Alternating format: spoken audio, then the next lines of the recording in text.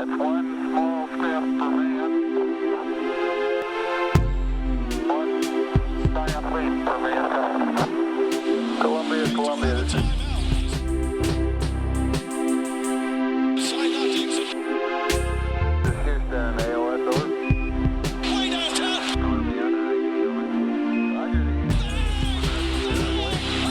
Setting up the flag now. Now you can see the stars and stripes. Welcome, everybody, to another lightning rod episode of the Knicks Wall Podcast. I am Anthony Corbo. You can follow me at Corbo Anthony on Twitter.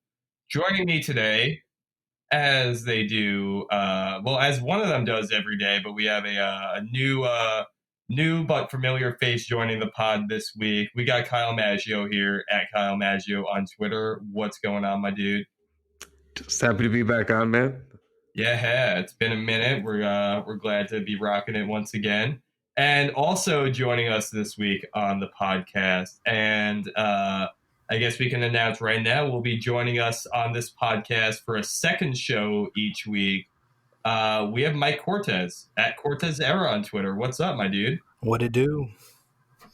So Mike is going to be, Mike and Kyle are going to be doing a second episode of the Knicks Wall Podcast each week. Normally recording on Sunday night to give you something going into your Monday morning. Just to kind of bridge the gap. And, there's a lot of things that can happen in 1 week, and sometimes we're just a little bit behind on the news. So we're gonna have Mike and we're gonna have Kyle doing a second show each week. And really looking forward to that and everything else that you guys are gonna be getting into. So stoked to see you guys going on with that. Yeah, should be fun. While we are at it, we are part of the Blue Wire podcast family. Go give them a follow at Blue Wire Pods on Twitter. Check out all the other awesome pods on the network. There are NBA, NFL, comedy ones. There's definitely a bunch of stuff that you're going to like. If you're a fan of a second team or just a fan of the NBA in general, there's going to be something for you to listen to over there. Go follow us on Twitter at the Knicks Wall, at TKW Podcast. Head to the knickswall.com. Mike Cortez just had a piece out about Frank Ntilikina for once finally capitalizing on his role, claiming that starting point guard spot. We're going to talk about that a little bit more later. But to get things started today, as we head into this final game before Thanksgiving, and all of you are probably on your way to your relatives or whatnot, but the Knicks squandered another game away. They fall to 4-14 on the season to the NBA champion Toronto Raptors. 126-98 is your final score. There was a few moments there. Even after the first quarter, the Knicks had the lead. They were on a 17-0 run or 17-2 run at one point that they were looking really good on, and they were up by 11 at a certain point in the second, and then it just all came crashing down. The Knicks couldn't score, and they never really recovered from there. Why don't we start with what was good tonight, guys? So the Knicks, let's take the first quarter into perspective here. The Knicks are up 8. What was the big takeaways out of that first quarter? What did you guys see from our team that really allowed them to capitalize on the NBA champions early on? I think good rotations for once. Fizdale took out, usually when he takes out, puts in Dennis Smith, it's usually Frank coming out or even RJ. But this time he actually put Mitch, Dennis with RJ, Frank, and Randle, which I think should have been the starting lineup if Dennis Smith doesn't get hurt or whenever Marcus Morris gets traded. Marcus Morris, sorry. And I feel like that was a good mix of skill sets versus the Morris-Randle clusterfuck that we've been used to. So that was good to see. And then the second unit started to fizzle in. I feel like Fizdale finally had somewhat of a decent rotation, and we saw Portis hit a couple shots. I don't know, it just felt like a real team for once instead of just hockey subs where it's just one unit coming in for the other. Yeah, I agree about the Portis part is interesting to me, as far as when he came into the rotation, because you have I like Taj Gibson, the starting lineup, in the sense that he just kind of adds a certain veteran presence that can push guys, a little bit more to compete on the floor, and he is still pretty capable of hitting that mid-range jumper and, isn't going to get phased under pressure like a lot of guys on this team can. But, they brought Portis in at a certain point, and just I felt like that spacing really helped. The Raptors were able to double team everything early on against the Knicks and really kind of shut them down. They weren't able to buy a shot. And then, when they had shooters on the floor that they actually had to respect, it felt like the Knicks were able to open up that lead a little bit more. And, they were hitting their shots. The three-pointer was falling, and that kind of led them to where they were. But, obviously they could not sustain that. Yeah, I mean, pretty much everything after the first quarter was just kind of a disaster. I mean, if you squint your eyes, RJ had a pretty good game. 16, 5 and 4, three steals. It's a nice line. He was wildly inefficient tonight, 5 of 17. That's why I said if you squint your eyes a little bit. But as long as he's on those rough shooting nights, as long as he's doing that, hitting the glass for 5 rebounds and giving you the 4 assists, the 3 steals, like I won't mind those rough shooting nights. It's different when you get a guy like Tim Hardaway, who would be 5 of 17 and there would be no defense or passing or rebounding. So I can live with that if that's what RJ's off nights are. So that made me happy, at least. Randle not being like impressively inefficient was a plus, if nothing else. 19 and 8 tonight and 50% shooting. Yeah, I mean, just not a ton. I thought Dennis had a nice initial stretch, but the jumper and he's just not. It's just so inconsistent. It was just such a weird game. It's just, I don't know, more of the same with what we expect right now, I guess. But it's unfortunate. Yeah, Morris only took one 3-point attempt. Like, that's crazy. I feel like last game he went off, but that kind of masked how bad this offense has been. Overall, they kind of can't shoot. Like, no one's doing good. Ellington can't hit a shot. Knox, I guess we'll get into a little bit later, but like what Fizdale's doing with Knox is criminal.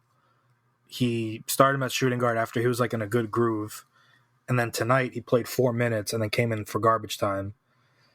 So now you're down to one decent shooter in RJ when he's hot. So I feel like every shot is just contested versus like the Raptors were getting just wide open shots immediately. Yeah. Like everything was just quickly up the floor, hit to the corner. If not, Siakam's just going to dominate. Totally. And it just feels like RJ recently, to me, it feels like he hasn't been able to perform in the first half. Like he's able to get it going a little bit more after the half, especially when he gets into garbage time. He's playing towards the end of the fourth quarter and everything. Like, we didn't see him for a while. He scored like a bucket in the, after the halftime was over. And, we didn't really see him for a while after that when Fizdale kind of just went to, not necessarily a garbage time lineup, but just one that, he was kind of experimenting out there. He put Dotson out there for a long stretch. And then, Trier had got some minutes tonight too and everything. Yeah, it's just the Morris only, taking 1-3 can't happen. You can't have a guy who's your leading scorer on the team, only even getting his shots off certain nights. Like it's just not going to fly. And it's been like, I mean, maybe there's a story to be said for just keeping Morris around at this point because he seems like the only way the Knicks are going to generate any kind of offense. But yeah, the rest of the time it just looks stuck. I mean, you had Julius Randle doesn't move when he doesn't have the ball in his hands. He takes 2 steps back and forth and then just waits and hopes that he has the ball thrown to him when he's open from 3, and then the defense isn't even respecting him. He hit a couple of them, but overall, I really don't think it was enough for them to make him fear him. And that's that's the biggest problem. And that's when you get kind of Portis on the floor instead of him, who can kind of space it out a little bit more.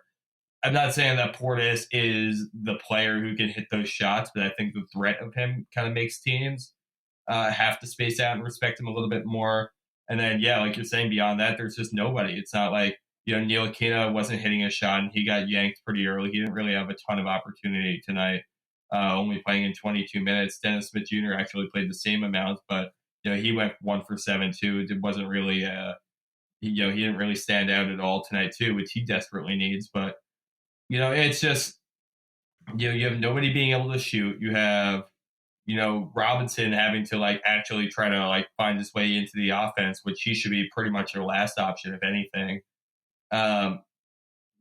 Just really not much of anything going on, especially after that. They had really one good run in them, when the Raptors are still trying to get their stuff together. And beyond that, there's just really nothing that anybody could do.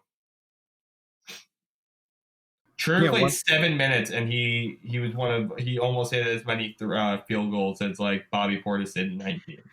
That's not. That's just bad. Trier should be playing, so that's one thing that frustrates me. The fact he played 7 minutes and he scored. He played this. He hit the same amount of shots as Marcus Morris in 21.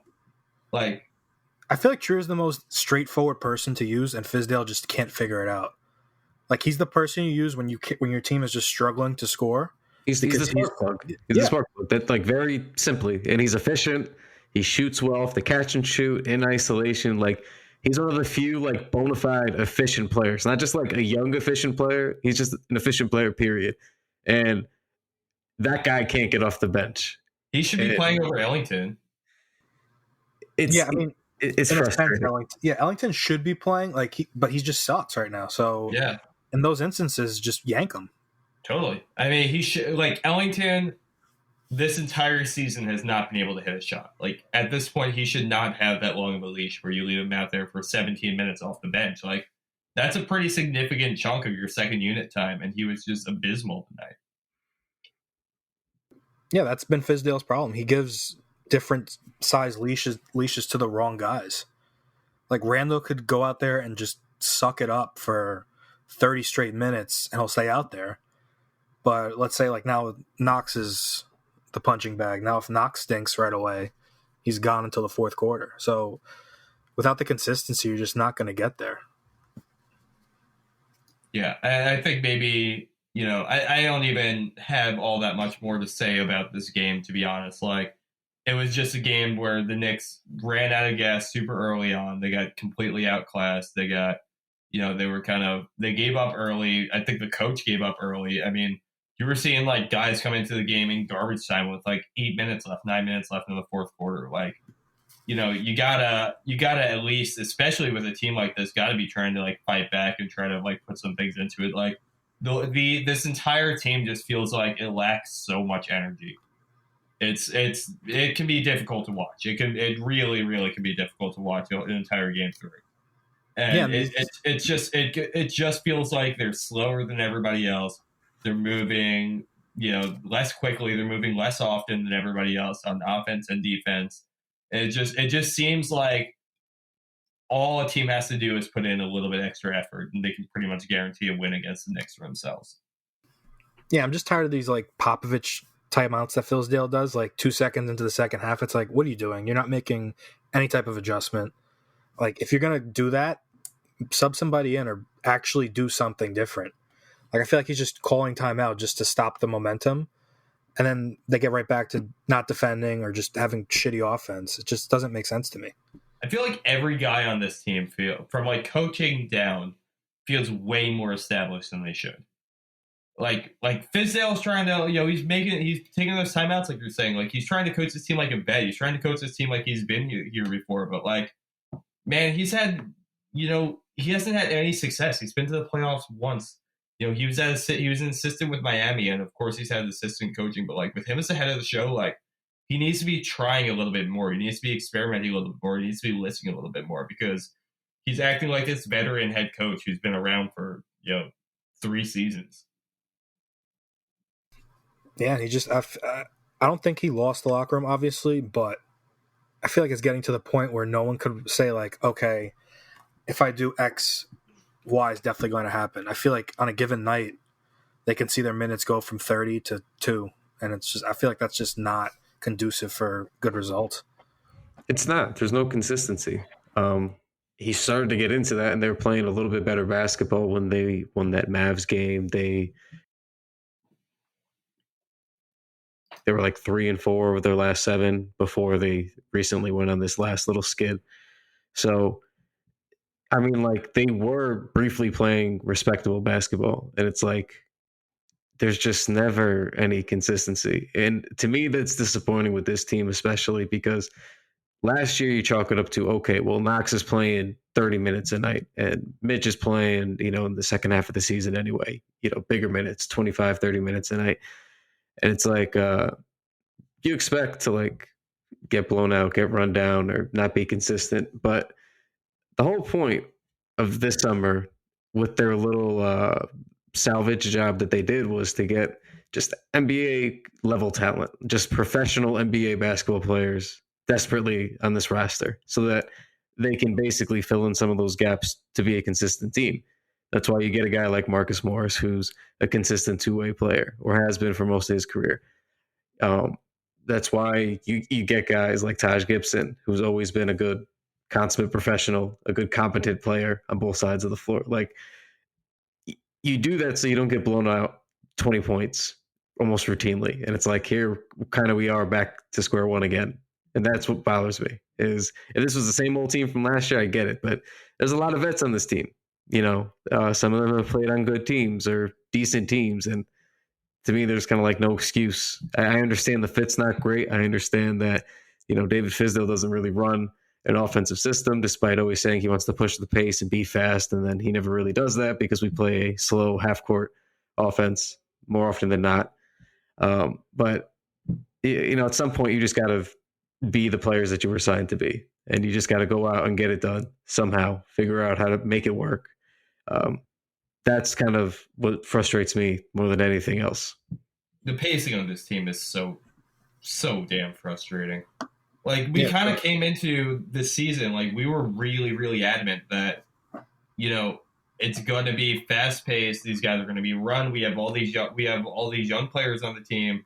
They're going to be just blowing down the court. And then, even with the veterans, he had no choice. I thought he had no choice. I mean, same. Even with the veterans there, I thought that they were going to, like, try to support that. But I think we just kind of, like, really underestimated how slow these guys are and how, especially how this big problem is going to affect us. Like, how this 4 or 5 issue we were having was I for one definitely underestimated that. Thought that they would be able to fit a little bit more freely. And I think the times when we have seen this team play in transition, they've looked adequate at least. Like, they've looked like they've had a certain degree of skill and coherence and chemistry, moving up and down the court. It's just they have no way to initiate that, and when they get stopped, they have no way of getting into any kind of flow. They have no sense. I have to go back and check the film and the numbers, but the best game that I could think about when they were playing in transition was that first game against the Mavericks in Dallas. Like, the ball was just getting flung up the court, and like that's why Frank was getting a lot of good opportunities and decent opportunities. And Randle was always already like 3/4 down the court, getting the ball, catching the ball. He was just making a move, going right at the Mavericks guard, forwards, whoever was guarding them. Same thing with Marcus Morris. He was just getting a lot in transition.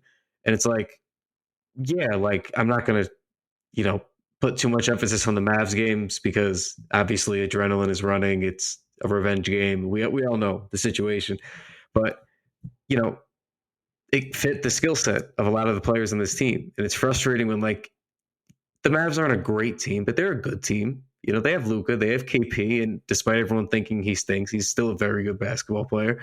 Like, that's nothing to scoff at beating those two teams. You're capable of beating, playing good basketball. The talent level isn't there to do it every night, but you got to be more consistent than this. Yeah, I feel like once they go down 20, like tonight, they went down 20. I think it was like in the third quarter. Then they start passing out to the corner, hitting shots. I was like, why weren't you doing this when it was a close game? Where was this? It's just like they wait until they get blown out to start playing how they should be. Like, the way Toronto played should be exactly how they play. They just move the ball and try and get the easiest shot possible, mostly in the corners. I feel like all the Knicks shoot above the break threes, which is just stupid. And none of them are really knockdown guys except Ellington and Morris this year. But traditionally, I don't think he's Klay Thompson. So, like, what are you doing? Get to the corners or move it. Like, it's just frustrating. So I'm kind of curious where you guys think Fizdale stands at this point after, it's been a couple of weeks since it was an assurance, as I think Woj put it, that Fizdale was going to get fired, and it seems like more of a not if when kind of situation. But apparently there were some other reports that came out about Fizdale having some private assurances from either Dolan or the front office about his job security and that he'll be good through the year. But obviously we have to take everything that comes out of the Knicks front office and ownership with a massive grain of salt. So where do you guys stand right now on Fizdale? Just his, do you think that he is now comfortable and so he's kind of receding back into this, I guess I don't want to say figurehead necessarily, but, is he kind of like, how do you think he's evaluating his decisions right now? Do you think that he's really taking stock of what's going on in the court and trying actively to make these changes? Or do you think he's just trying to settle into a groove and you think something's going to come of it? I'd love to know. I just hope my plan right now is when they do fire him, because I think it is going to happen. Yep. I just hope they also sell all the veterans, maybe even including Randle, give Mike Miller the reins and the young guys. Call up Kenny Wooten or anyone else that's of value in Westchester and just do what the Hornets do, where you just throw out a bunch of young guys and just play. Like, just do that. Develop the young kids, and then... It's worked for the Hornets so far. Yeah. I mean, like, the Hornets aren't a good team at all. Like, that game against the Knicks, they were literally just playing like a pickup team where they were just launching threes, but it worked. And they're winning games. Like, they have more wins than... They have I think they have 8 wins. Yeah, they have 8 wins. That's twice as many as the Knicks. Like, come on. Like, that's embarrassing. Yeah. But to your point about trading Randle, so first of all, hello, it is me, the biggest fan of the Randle signing from this summer. The one thing everybody agreed on. The one thing we unanimously agreed on was, all right, at least that's a good signing. Like, that was all of our reactions. Like, even non-Knicks fans or people that didn't want to, but like, everyone was just like, all right, that's pretty good for Julius Randle. Like, almost everyone. Stupid me thought he'd be an all-star. Like, what kind of idiot? I thought there was a chance, but okay. So I am sorry. I led you all astray. This is me eating early crow. I will, reverse pivot quickly if he starts to turn this thing around. But I mean, he just hasn't looked good. And but the point about that is one of the reasons that I wanted Julius Randle here, despite me thinking that it was ultimately going to be a good fit with what they were supposed to be trying to do offensively, and Mitchell Robinson, and was that his salary it's a team friendly deal. It's a 2-year deal with a 3rd-year option, I believe, and I think he's making $18 million a year. Yeah, I mean, that's. I think even with the rough start that he's had to this season. Somebody would take Julius Randle. I don't know what you'd fetch for him. It's not a terrible contract. It's not a terrible contract. And even given his struggles, like, I think a lot of times we like rush to do the whole, like, a guy's either good and contributing or he just fucking sucks. He's terrible. He's losing us games. And he has done that at times this season. But I don't think he's been like as like brutally awful as everyone's been saying. It's just been really frustrating at times. But as a whole, he's like, it's still all right. Like, you could still move him. You know what I mean? Like, it's been bad, but it really hasn't been that bad. So my point is, with that contract, like, you theoretically could move him if you wanted to. That was one reason we were high on the deal. So I'm not opposed to it at this time. I prefer that, I just be right about it and he looks good and he stays here and we're all happy, but it is what it is. But it's possible, and they should take a look at it. Yeah, I wonder. I don't know. I feel like the front office is so focused on the PR game that moving him to the bench, I feel like would cause like a stir. It's like, whoa, your big signing is already on the bench. Like, he's next stops out the door type of thing. So I hope they are open to it, because I asked last week, or not even a couple days ago, is he untradeable right now? Just because his contract and he just looks like crap. Like, that's where I'm at with him. It's just, I know it's an overreaction, but it's just, it felt so much worse. I do think that he's going to come back around a little bit. Like, he's not, I think that he is going to get a little bit more acclimated. And, like, also we got to recognize, like, the kind of player he is going to be affected by being just, brought through the mud like this season has been. Playing with zero consistency around players who don't, who have no kind of coherence around him, with a coach who seems like he doesn't know what he's doing, for an organization that refuses to admit their mistakes. Like, this guy is not necessarily dealt an easy hand, but that being said, like, the things that he should be expected to do regardless of that, he's just not doing. So for that reason, I kind of feel like there's going to be a little bit of a swing. Like, I really wouldn't want to move off of Randle until at least, like, after Christmas time. Like, if there's an offer to just kind of take him clean off the slate around February and this is all continued up until then, like, yeah, I'd entertain that. But, I still think that I'm going to kind of give him a little bit more time, even despite what we've seen on the court has been pretty much abysmal. Yeah, but part of me, the other side of that, is just sitting here wondering if we just replace Tim Hardaway Jr.'s contract with essentially big man Tim Hardaway Jr. And that is frightening the hell out of me. I mean, I will say for the most part, I don't want it to be, too doom. Like, it does suck. Like, it's not all doom and gloom, but it's frustrating right now. I don't want to get into like super sell-off mode after like barely 15 games, 16 games. But, I think part of the hope with them signing this many guys, which is another thing that we talked about all summer after they signed these guys, was we'll see how smart this front office actually is, because we thought the fit with a lot of these players that they signed was clunky at best. I think most people agreed on that. But they all should have, individual, some sort of interest from other teams. These are all like a Marcus Morris should be a contender, would want him in a heartbeat. 100%. 100%. So is this going to be the same old Knicks from the last 3 or 4 years where they have a couple of decent vets, and this year's should be better than, the last 3 or 4 years? But are they basically going to be same old Knicks where we hear rumors of, Kyle O'Quinn's going to go to the Warriors for, 2 second-round picks, and then it doesn't happen? Or are they actually going to be like, you know what, man, like, this stinks. It's not working. We're not going to lose any more games selling off some pieces, so let's just do that. And are you going to go, get a sneaky late first-round pick? Are you, going to get a couple of good second-round picks? Like, what exactly are you going to take a flyer on a young player? Like, what is the outcome here? And, I feel like we'll find out really a lot about, just how smart a lot of people, again, gave them credit this summer. And it's like, okay, well, we'll find out once and for all, like, if they actually make something out of nothing here and salvage what they did this summer. Yeah, and that's another reason I would try and trade Marcus Morris as soon as possible. Like, once December 15th comes, I would try and get like the best possible deal.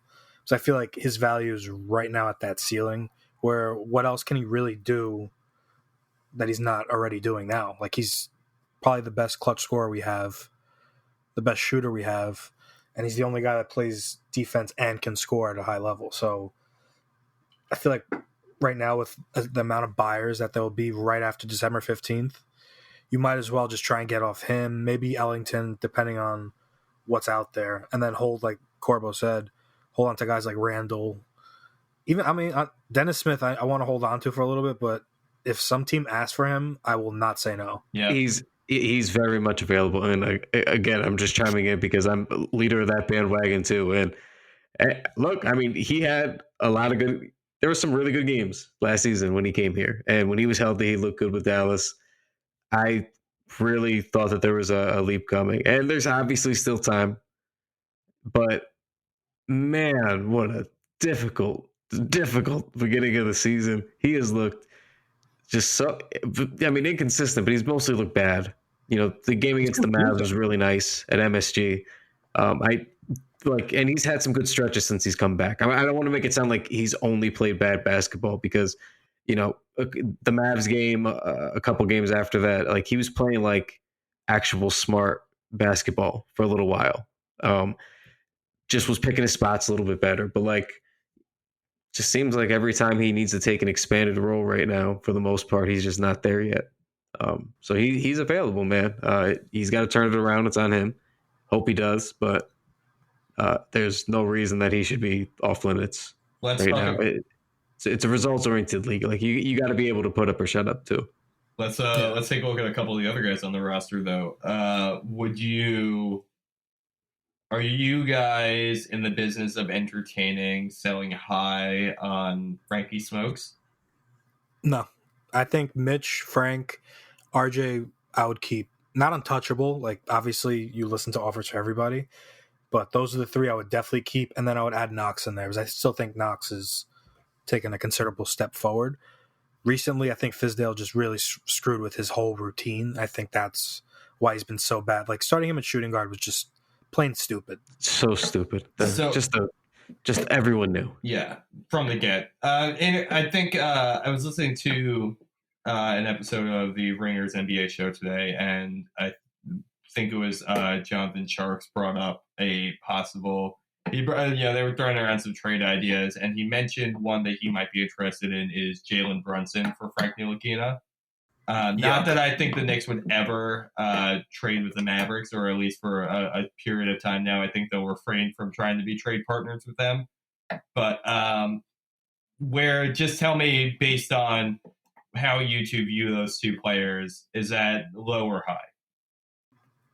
Low to me. It's he's taken a step forward, and he's only, what is he, 21 still? This is only his third year, and he's still the team's best defender. That's been the case at least the last 2 years, probably the last 3. And obviously he's never going to be like a 20-point scorer, but for a guy that doesn't need the ball a lot, you're already seeing the value he has with RJ. Like, him and RJ just look good together. You add another good scorer there, he doesn't need the ball. Like, and he plays good defense. Like, I don't understand why some people just can't get that. Like, the people that buy into Frank understand it fully, and sometimes they go over the top where they think he's going to turn into like Giannis Antetokounmpo, which is not happening either. But he could really be. I feel like he's just a consistent player that doesn't need the ball, and that's valuable. Yeah, I mean, my only thing is he's got to do what he was doing for like that little 10 or 11 game stretch. It was like the 4th game of the season, up through like 3 games ago, something like that, or 2 games ago. Yeah, Celtics game was. Yeah, I mean, you don't got to score 20 points like you said, but you got to score something. Brian likes to yell at me in our Slack channel about the points per game thing. It's not so much about It's not so much about the points per game being the end all be all, but in 2019, like, your lead guard has to be able to score more. Like, it can't be. How many points would you want from him? I've said this, and Brian like laughs at it because I'm dying on, like, this is such a big deal for me, and it sounds so stupid. 10 points. Can you get me 10 to 12 points? Like, if you can get to 12 points a game, you're shooting like, if he's even shooting like 42, 35, and 75, like, and then if he's doing all that, just being like a league average-ish scorer, right? And then giving you all that defense where he's giving you, 3 steals on a block a night, like the typical Frank shit. And then he's like, the other thing too is he's been rebounding a little bit better. He was his assists were up, like, things were all trending up. Even the scoring was up a couple points per game in that 10-game stretch. So it's like, can you just give me a little bit more, Frank? Because I'm back. I'm ready. Like, I've been disappointed and rooting for you, but I'm back. Things are going well for us. Can you just give me 10? Can you give me that extra layup a game? Can you give me that one single layup a game, and just it would make me feel good. That 10-point benchmark. Right. Like, you got to hit a 3. You got to at least give me like a 3 a game. You got to try to drive a little bit. Like 2 threes, I'm pretty much satisfied with that. Like, it's just like 8 to 10 points. Like, yeah, I agree. I'm with you there. I'll even skew a little low, but he's got to bring all of that every game to be valuable, because like that. That's my thing. Like, he doesn't bring it every game. If he every fucking night gave you like 6 or 7 points every night, and then every single night was 5, 2 and 1, and he's always giving you like 4 to 5 rebounds, 4 to 5 assists, and you can count on it. Then I'd be like, all right, man, like, the scoring really doesn't matter. Like, if he's always doing that plus the defense, right? But like, it's like Marcus Paul right now. It's like Gasol right now isn't scoring for shit, but he's been, arguably, one of Toronto's like top 3 players because he's just, he's not scoring the ball, he's not shooting the ball at all, but he's doing everything else every night. He held Embiid scoreless the other day and everything like that. Like Frank needs to be essentially doing that to guards. Yeah, I think it's shot selection with the threes. Like, yeah. I talked about in the piece I wrote about him. If he just moves to the corner, he shot well from there. I think the Celtics game was what he should stick to. Like, Fizdale should have sat down with him and say, this is what we need from him every night. He had like 10 to 12 points. I forgot the exact number. But he was at the rim or in the corners. And that's exactly where he should be. I feel like the next step was taking the shots. Because last year he had stage fright. Now he's finally taking the shots. Now I think just finding your plates on the arc above the break is just not a good look for him. And I know he likes those shots, but I think if you move to the corner, you get 2 of those a night, and then that pull up he likes below the free throw line, and then a coast to coast occasionally. Like, it's not a lot we're asking for. Yeah. That's basically my sticking point is the points per game shouldn't really be a lot. And like it shouldn't be a point at this point. He has the ability. Like he's even been shooting better to start the year. Like, you are capable of hitting more jump shots, like at a better clip. Like that basically solves the scoring problem right there. Like, just take the same amount of shots, just hit 2 more of them, please. Like, that's it. Right. Like, right there, you solve the problem. But like the whole thing is like, I think that, now that I'm thinking about it as well, I think it's also an issue of like the entire team. Like, it's the same thing we were talking about with Marcus Morris tonight, only, being able to get off, or only scoring 3 on 3 shots. You only got off like 7 of them altogether. It's, this whole team, like, there's just no flow to the offense. There's no coherency to who's going to do what. So guys just have no idea what to do. And then, like, they get yanked super early if they're not doing it right. Like, we barely saw it tonight. There's like 3 small constants, really, that you could take away from this team right now. Like Frank, like Mike said before, Frank and RJ actually look good together. And they shouldn't be breaking that up anytime soon. To me, I don't know that Frank is, like, been truly outstanding, but he's definitely a clear cut above anything we've seen from the other 2 point guards, and he's actually been somewhat impressive. Just, need to see a little bit more. Sure. But he's definitely been good, and he's been great with RJ, and RJ has been the one big bright spot for us, to start the season.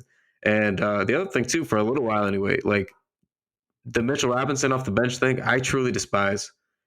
Nobody's going to convince me that Taj Gibson in the starting lineup is good.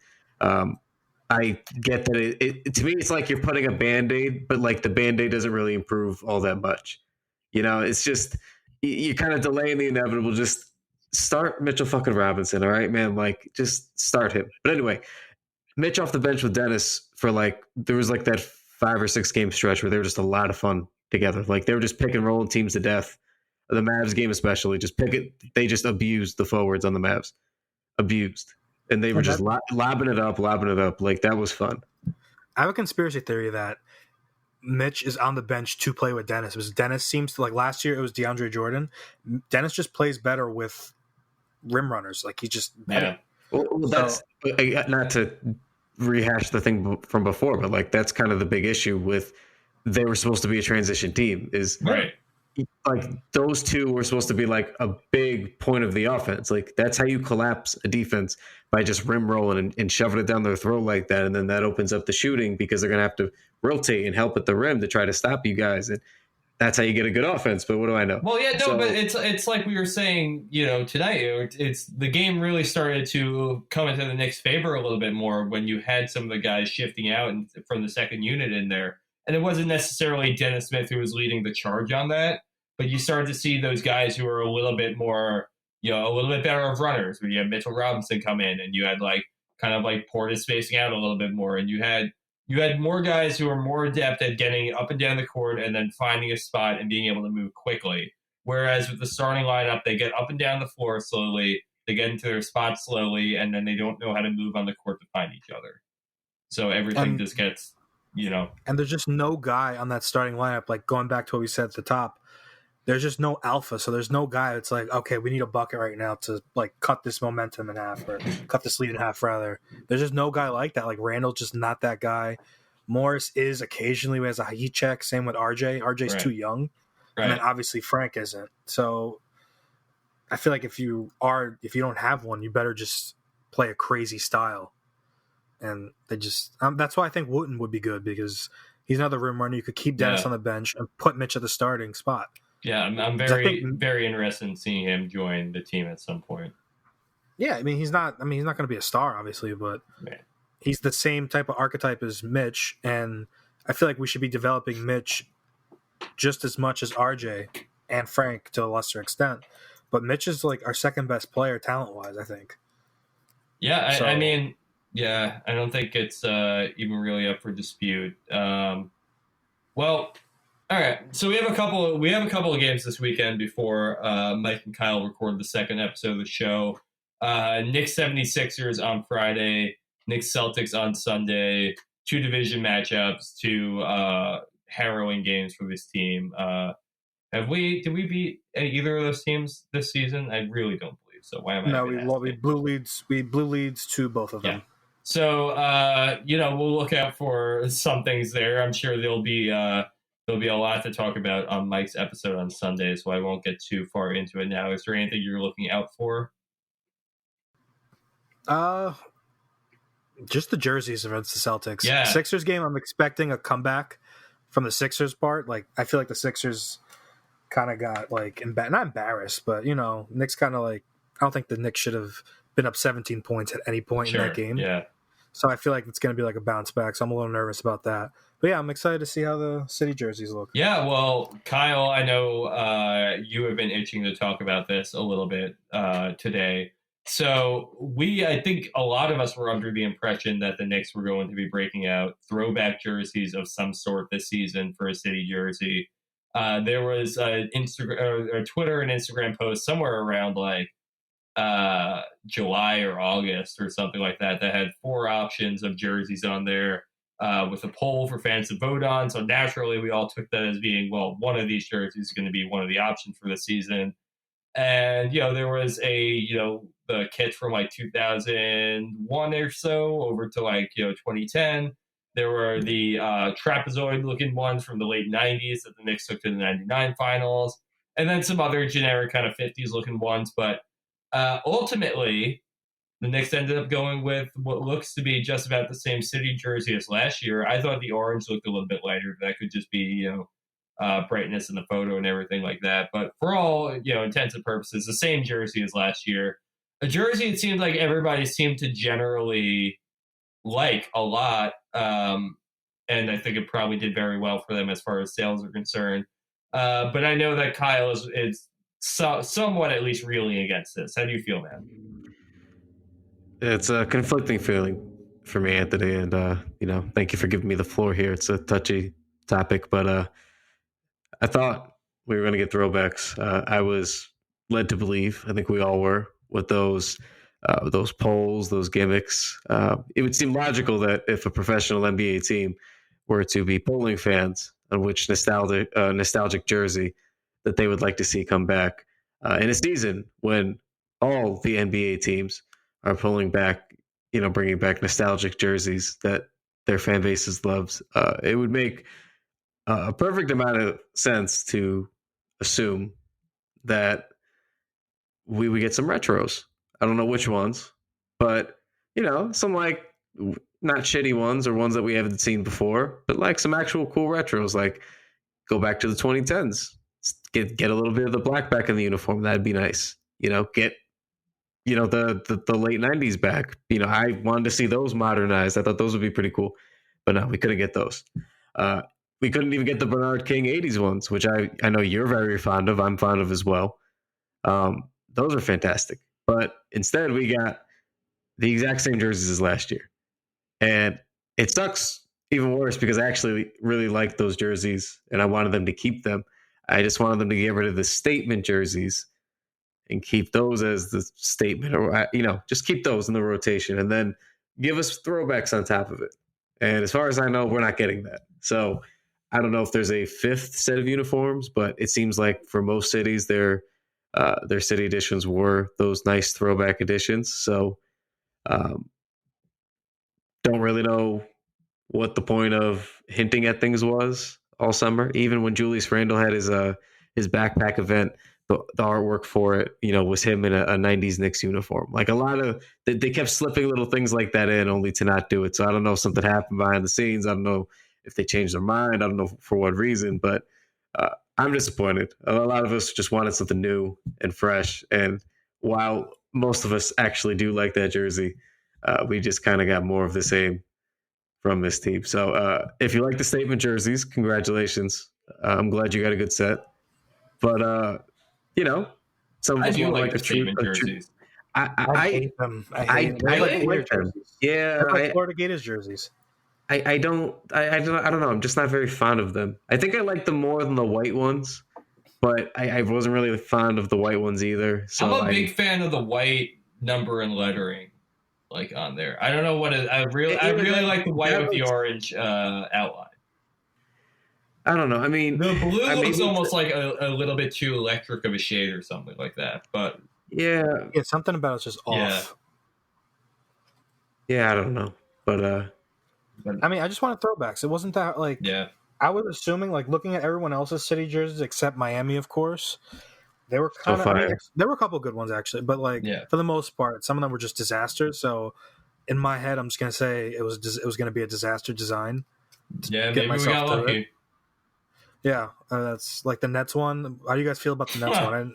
Oh my god, that was the Nets 2 alternate jerseys are just awful this season. I hate those. I hate the Mavs one. I hate the graffiti font. What are we doing here? That's the worst one. What are we doing? So I didn't like the Nets ones, right? I didn't like them at first. Then the Mavs ones came out, and I realized the Nets actually pulled off the graffiti thing. Sorry, everybody. No. And the Mavs were the ones. I'm telling you.